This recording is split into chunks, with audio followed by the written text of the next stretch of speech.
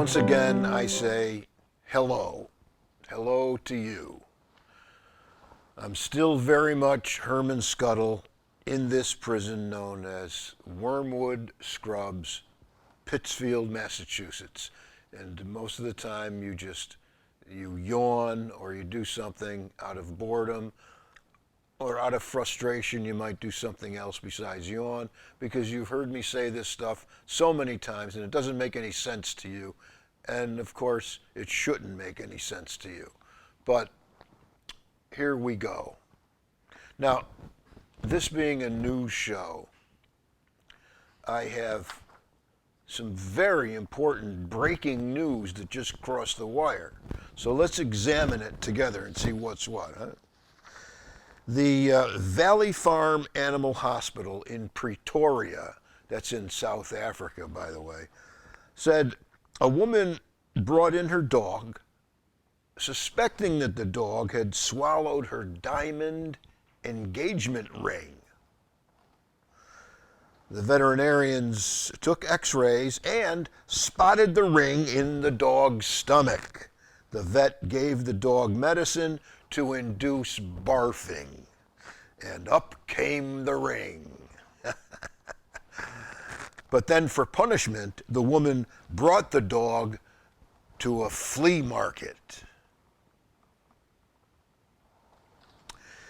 Also in the news, a New York family's dog has an unusual trick, fitting several tennis balls in his mouth at once. Sherry and Rob Malloy of Canandaigua, New York, said their retriever, who they call Finley, their dog's name is Fin. Would you call your dog Finley? I wouldn't either, but they do.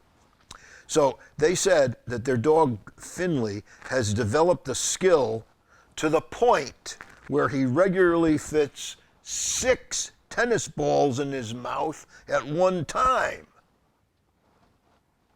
Plus, with his mouth full like that, the dog can talk just like Arnold Schwarzenegger.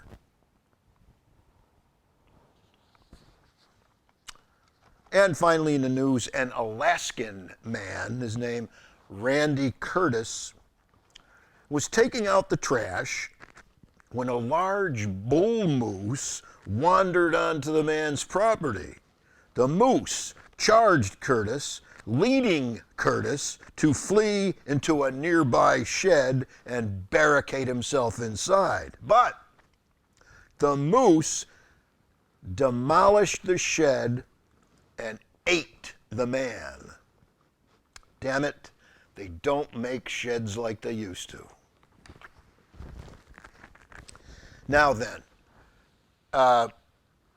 listen to me closely on this. This is important information.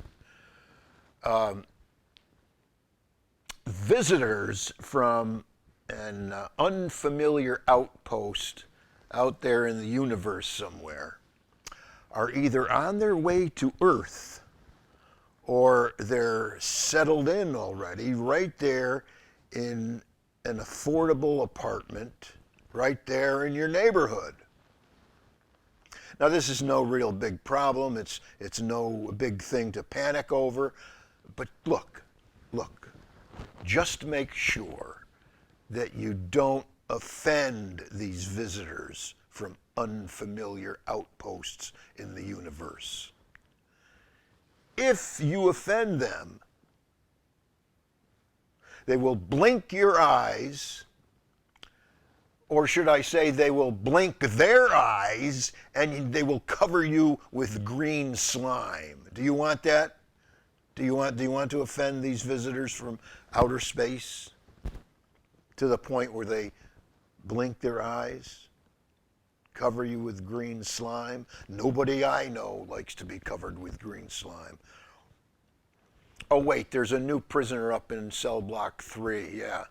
We do have one prisoner here who really loves to be covered with green slime. Now wait, hold on, just let me take a sip here.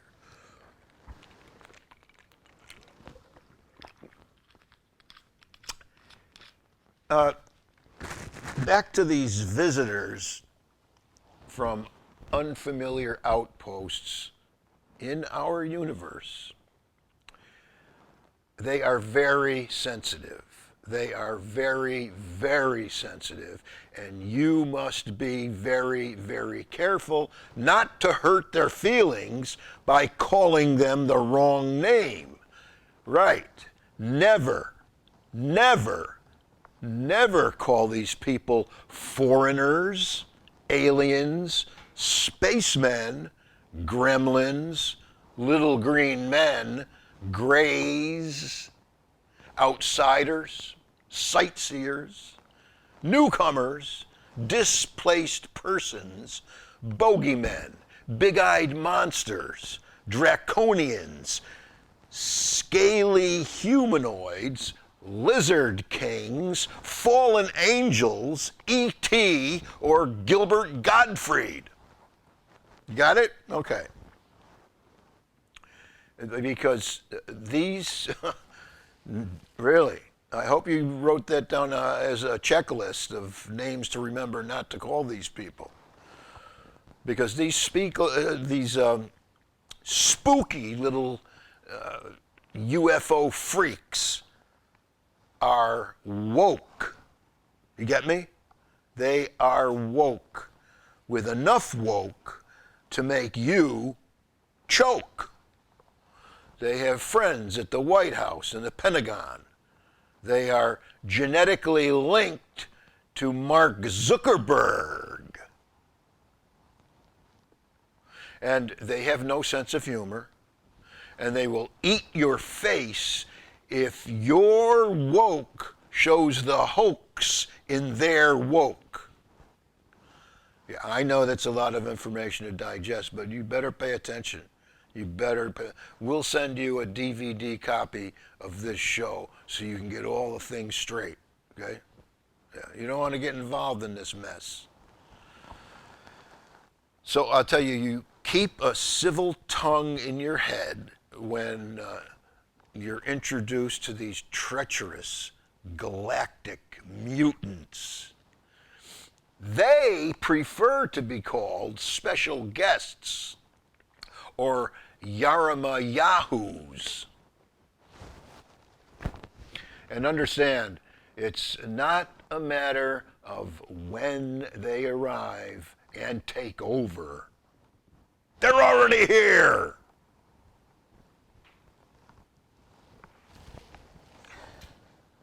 It's already time for a song. I know. And as usual, I composed this song, a very good song, I think. Yeah. I composed it last night in my cell. So I hope you like it.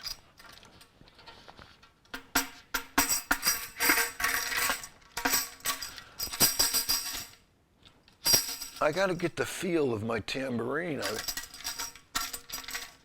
I haven't been playing with it. Can I do it like this? Can I do it like this? Okay, ready? Okay.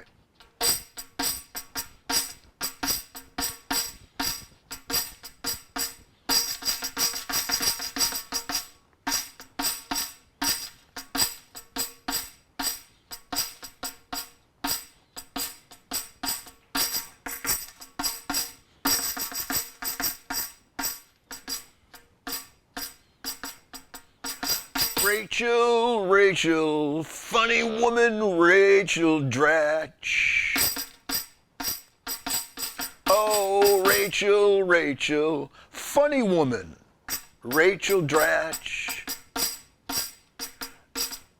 Come on in my kitchen, I can give your itch a real good scratch. Oh, Rachel, Rachel, Rachel Price of Lake Street Dive. Oh, Rachel, Rachel, Rachel Price of Lake Street Dive.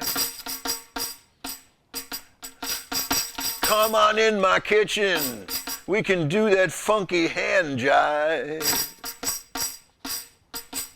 Oh, Rachel, Rachel, Rachel Maddow in the news. Oh, Oh, Rachel, Rachel, Rachel Maddow in the news. Come on in my kitchen and pull the plug on my blues.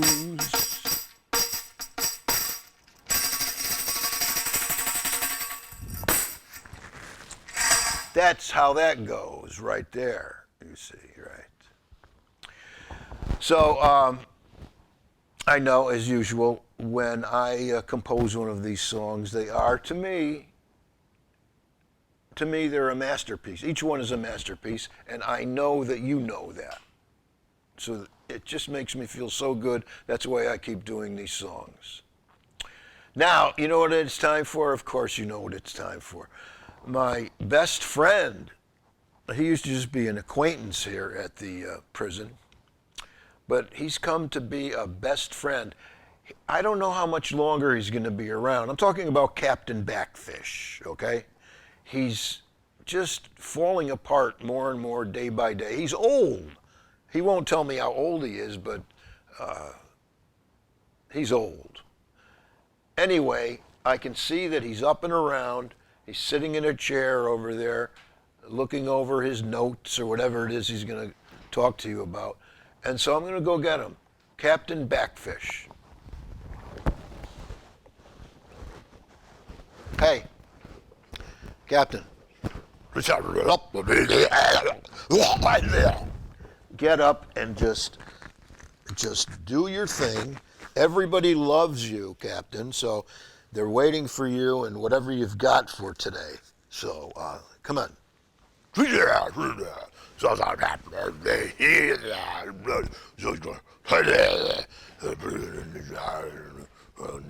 Crow. Noah Crow.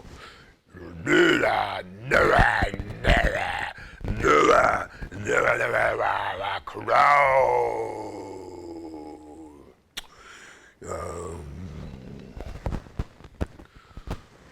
I have been devoting much time analyzing this particular month of February. Perhaps you have too. It's my month of February, and conceivably, it's your month of February too. Now, in this particular month, we have had, or will have, Groundhog Day, Super Bowl Sunday, Valentine's Day, Ash Wednesday, Mardi Gras, President's Day. But you know, it's a damn shame. It's a damn shame that Roxanne won't be visiting me on the 29th of February. She won't be coming by on the 29th, Roxanne, and that would have been her regular visit. She usually shows up with her massage lotions and her box of discipline equipment. Yeah. But regrettably, not this time. She, Roxanne, she has a contract with her handler that says no work on leap day.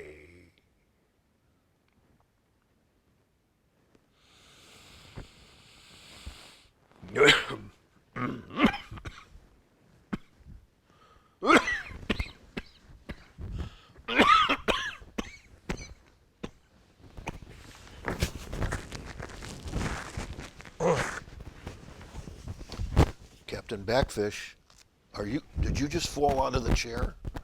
Are you all right? Okay. All right. Just rest. Get some rest. Don't do anything too stressful for the rest of the day, okay? And thank you for your report. Such as it was. Such as it was. Now, such as it is, I can tell you that I continue to get letters. This one was sent directly to the television station manager, and he forwarded it to me. He read it, and he wanted to set it on fire, but then he thought that he would at least let me take a look at it, and then maybe I could set it on fire. Or maybe I could get one of those outer space people to blink their eyes and cover it with green slime. There's so many things that can be done with this type of correspondence.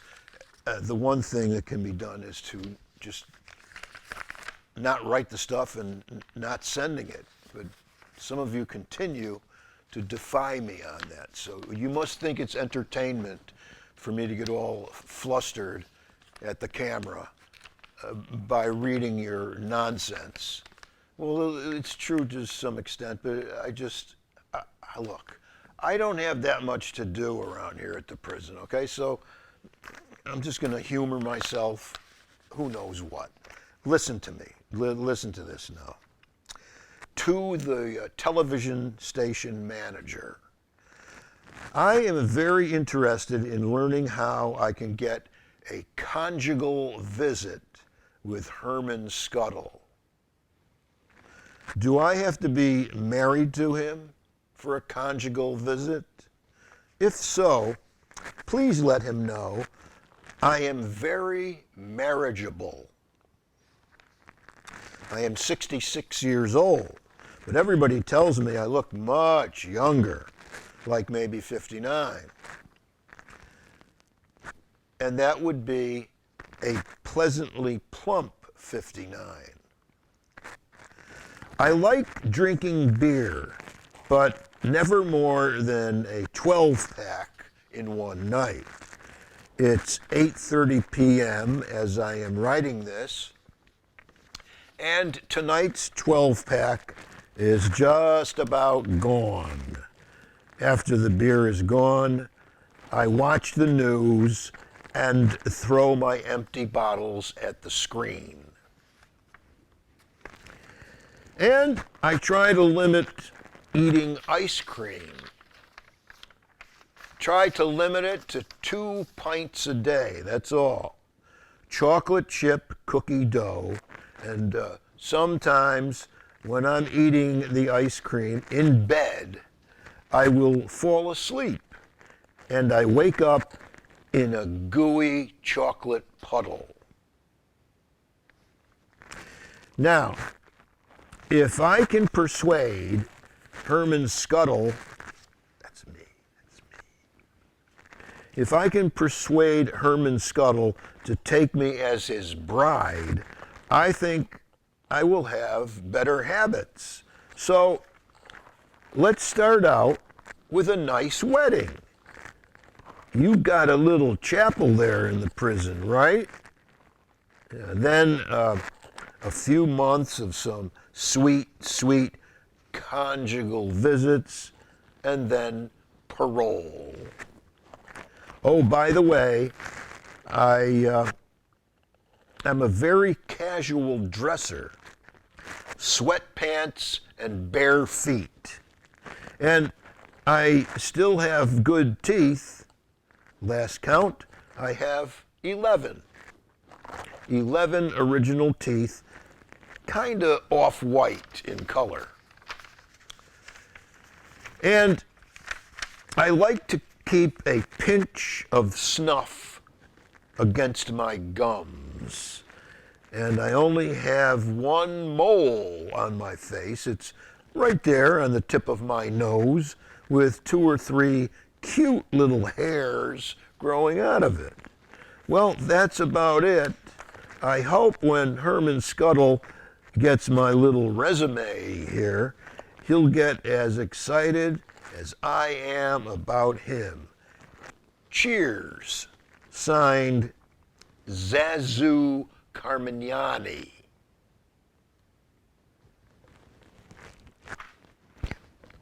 Yeah. Entertaining, isn't it? Yeah. I got to keep telling myself it's entertainment, because who's going to take that seriously? Who? Now, look, I hope I don't hurt your feelings on this, and if I do hurt your feelings on this, I really don't care. You don't know anything about feelings or hurt feelings until you spend some time in prison, okay? So I've developed a callus towards being sensitive. But anyway, I will tell you this stuff and caution you that it might hurt your little feelings.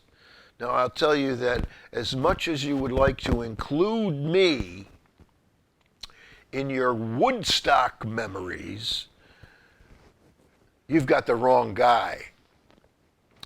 Everybody knows that I was not there, Woodstock, 1969.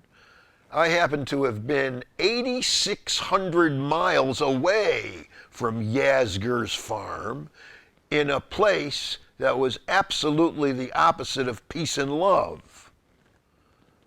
And when those Woodstock rains came, you crawled under the main stage with a tie-dyed barbarian, and you got naked together and made whoopee.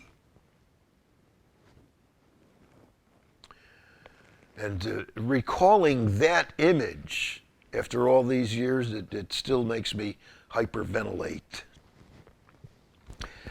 Anyways, I found out that particular image story of you under the main stage.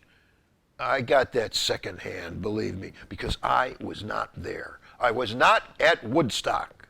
Don't say I was.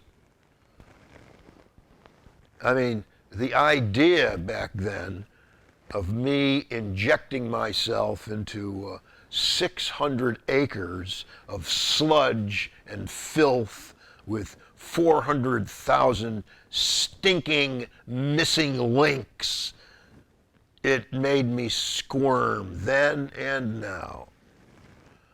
I went to war instead in 1969. It was 15 hours from Woodstock by plane, and I injected myself into the strategy of kill or be killed. So don't sit there and say that I got cozy with you in the mud of Woodstock while Sha-Na-Na was singing. Matter of fact, my guess is that you spent 3 days and 3 nights up close and personal with that weird, creepy guy from Sha-Na-Na, Bowser. That makes sense. Ramalama ding dong that, yeah. But hey, look, I'm not stupid. I understand that you and your precious baby boomers have grown old. Now you're at the brink. Today could be your expiration date, your last breath, dust to dust, your ashes swirling down the storm drain. At any time now, nobody will have to hear your tiring Woodstock folk tales anymore, least of all me, because guess what?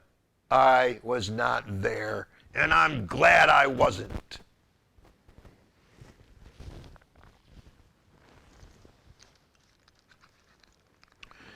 Yeah. How are we doing for time, guard? 5 more minutes there, Scuttles. Okay. Thanks, guard. You're the best. I have a lot of freedom here at the prison. I've earned a lot of points so that I can come and go whenever I want. And the other day I took a stroll down to the supermarket, and the minute I walked in, I was completely dazzled. Who gets dazzled when they walk into a supermarket? I don't know. No, I never have, but this time I did the other day. Because usually the piped-in music in the supermarket, it gives me headaches and nausea with artists coming through the speakers like Olivia Neutron-Bomb, Jack Jones, the Pointer Sisters, Tennessee Ernie Ford, the Backstreet Boys, Country Charlie Pride, or Grandma Madonna.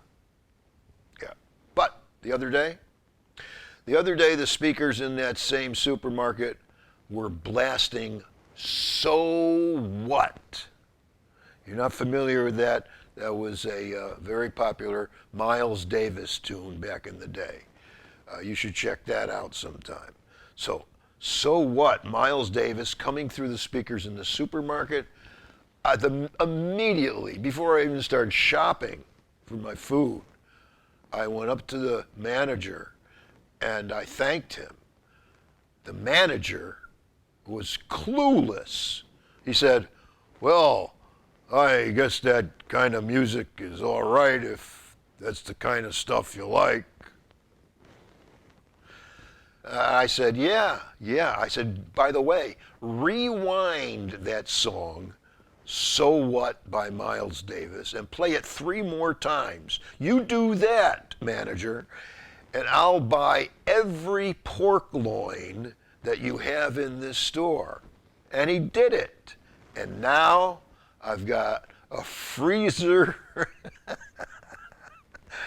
Now I've got a freezer full of pig meat. So what? Yes. Now, someone just passed this to me. One more news item came over the wire, and it goes like this. Nick Wallenda said he will become the first person to walk a high wire directly over an active volcano. Wallenda says he will walk over the Masaya volcano in Nicaragua on March the 4th, an 1,800-foot-long tightrope walk. When asked if he is nervous about the dangerous stunt, Wallenda said, it's nothing compared to dodging President Maduro's death squads. So that's it. I've got nothing else. I liked being here, but I'm exhausted now. So, Herman Scuttle. And just remember, I said this before, I'll say it again, there's no taste like foam.